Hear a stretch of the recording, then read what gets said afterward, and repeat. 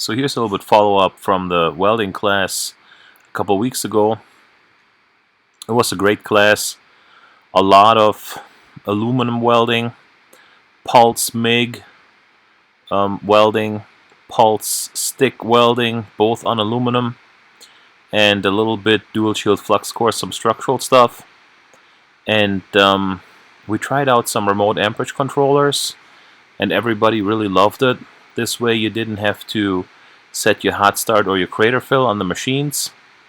And after running a few beats and figuring it all out, the guys got so confident / overconfident that at the end of the day, I had a dump truck there that we did some repairs on.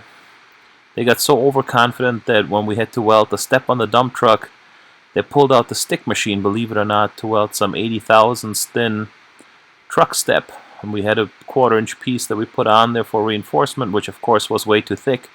So welding way too thin to way too thick, it actually didn't turn out too bad. So hang in here, look through this a little bit. I'm gonna give a little bit of explanation. At the end you'll see the job on the truck bumper, and it actually turned out pretty nice. Everybody got the hang of it. It was a blast. It was a good time.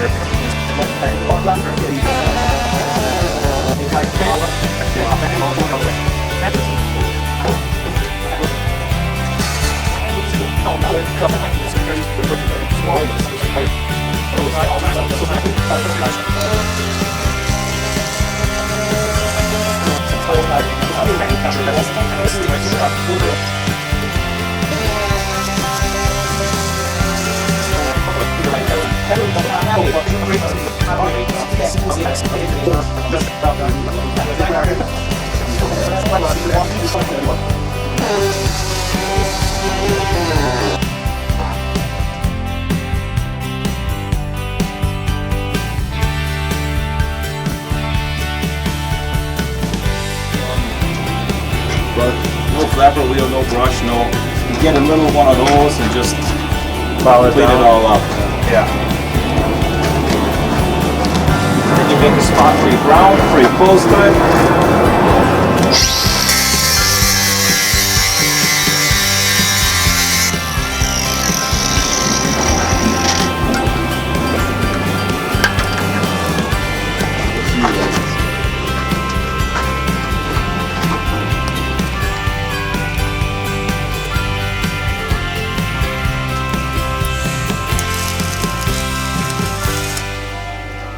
Now, of course, for everybody who has to write in the comments how this wasn't ground out enough, this wasn't stop drilled on the end of the crack, and it wasn't die tested, and it wasn't this, and it wasn't that, and it wasn't the other.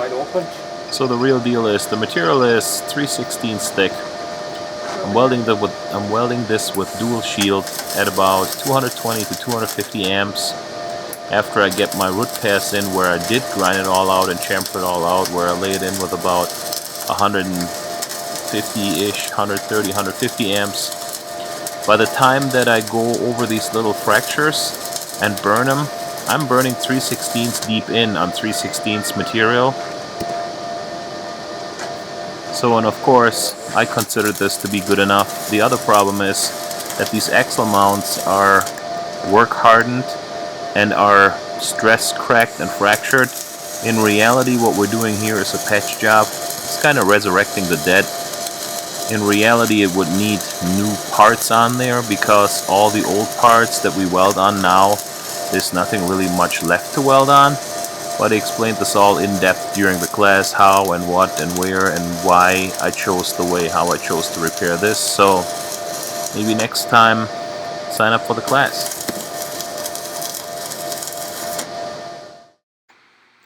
A few more welds on this 80 thousandths material here, 2mm thick with a 1/8 inch rod, 3.2mm.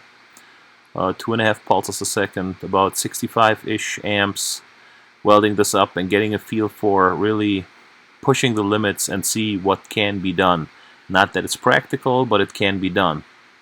And after that, the guys were so overconfident that this truck step right here, they decided to get the stick welder out and fix it. So let's take a look at how that worked.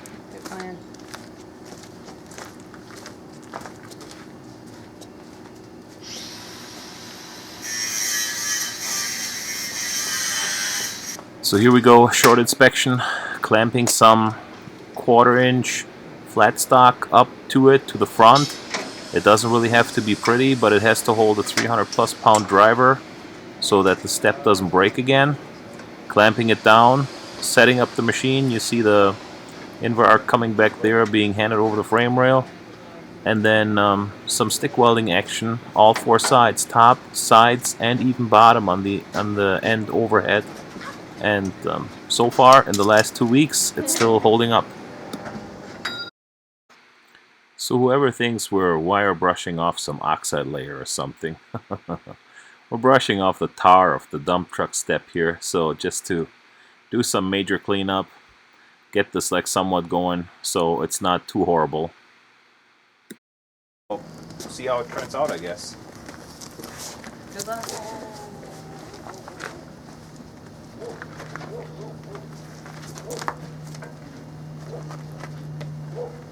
Did you hit record? Are we ground? Peter? Yep. You got it recording? Yes.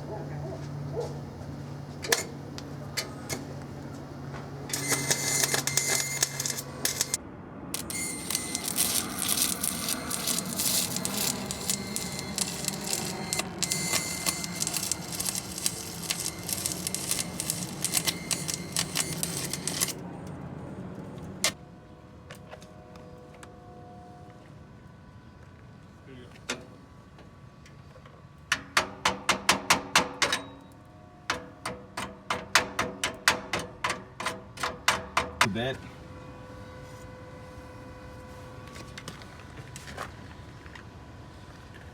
Now, Peter, with that thin metal on the sides, would you weld that Vertical down. vertical down? I don't Okay, even so- know if this rod's are rated vertical down, but I would weld it vertical down. Just hope for some adhesion.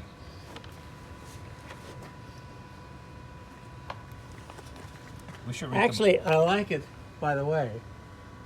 the finger I don't control. like- Yep. Yep, not Yeah. thumb control, yeah. Oh, never even thought about that. I like it like that too, that way. Holding it like that, not the other way. By thumb controlling it.